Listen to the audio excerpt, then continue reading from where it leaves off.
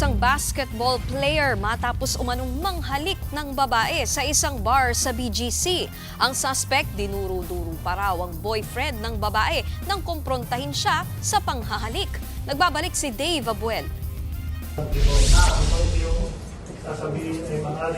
Napayuko na lang ang kilalang professional basketball player na ito nang arestuhin ng mga pulis sa Taguig.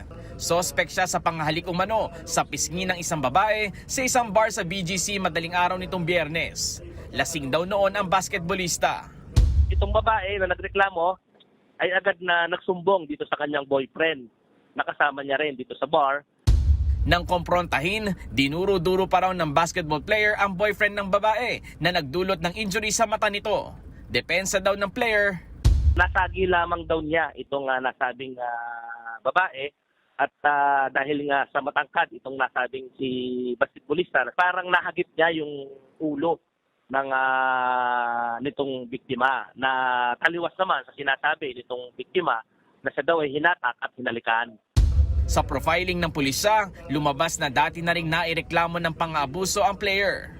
Meron siyang Bausi case, dalawang counts in different occasion from 2016, 2018 sa kanyang dating asawa at meron din siyang kaso dito sa Makati sa kasong pangingidnap ng mismong sariling anak.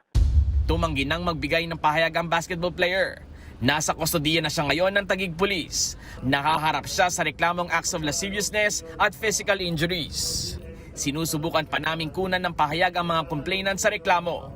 Nagbabalita mula sa Frontline, Dave Abuel, News 5. Mga kapatid, Nikki de Guzman po.